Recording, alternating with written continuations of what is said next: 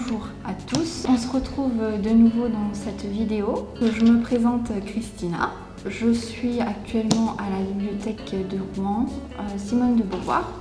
La vidéo que je vais présenter traitera sur l'atelier créatif, comment créer avec un matériel modeste, tout simple.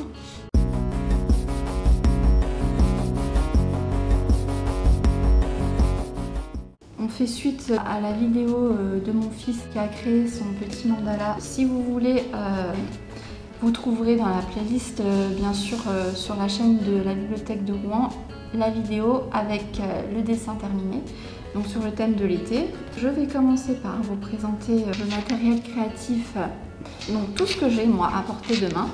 Différents supports pour créer des motifs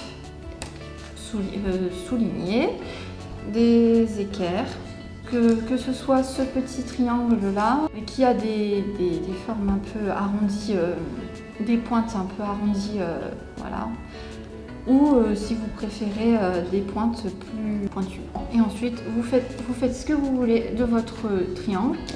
On en a plusieurs. À vrai dire, tout ça c'est du matériel que j'ai gardé de l'école. Je ne l'ai jamais autant utilisé que maintenant. C'est un rapporteur pour faire des formes en demi-cercle ou tout simplement pour tracer des lignes, se repérer dans un cercle. Je l'utilise pour faire le mandala. Enfin, le mandala, c'est avec un compas, évidemment, on fait le cercle. Et ensuite, pour bien aligner le centre, pour qu'il y a des axes, on se repère grâce au rapporteur et aux mesures. Voilà. Il y a la grande équerre.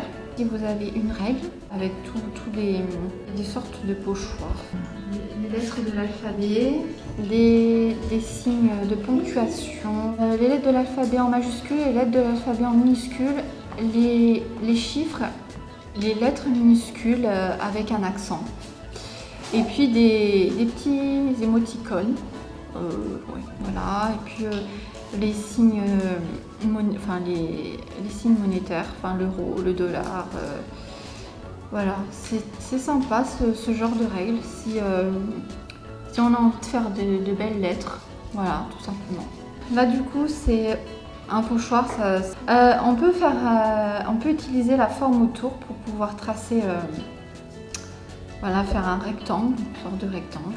Il y a différents motifs, il y a les carrés, différentes tailles, du plus petit jusqu'au plus grand, et les petits ronds du plus petit jusqu'au plus grand,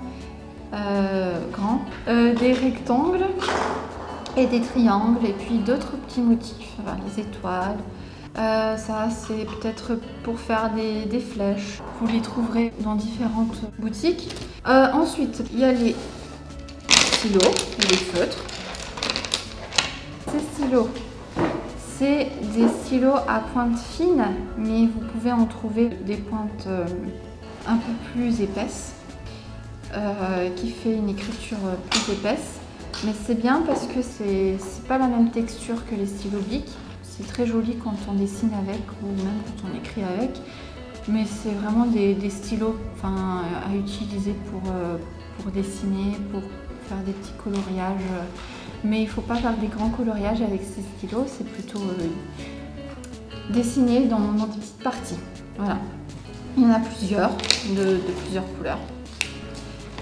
Il y a aussi les crayons de couleur.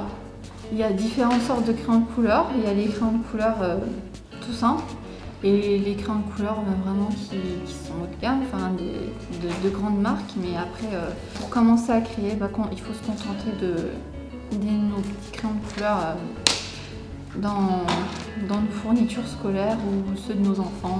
Voilà. Alors moi, pour mes dessins, j'utilise cette marque, je vais dire en français, Micron, Pigma Micron. Donc il y a différentes tailles de mine qui est indiqué. Donc c'est des très beaux, enfin, pour ma part il y a de plus grande qualité, mais c'est vraiment en dessin c'est celui qui est le plus utilisé. Il y a les très fins comme ça, les fins à 0,2, et puis les épais. Il y a du plus petit, de la plus petite mine jusqu'à la forme de pinceau. Et tout ça, c'était dans la même pochette. Voilà. Le compas, avec la mine de crayon déjà fournie ou sans. Je trouve que le mieux, c'est celui où on peut poser le crayon, enfin différentes sortes de supports pour écrire ou dessiner. J'ai cette trousse et j'ai mes stylos Bic. Et j'ai des Uniballs couleur argent. Ça c'est couleur or, ça c'est des stylos pailletés.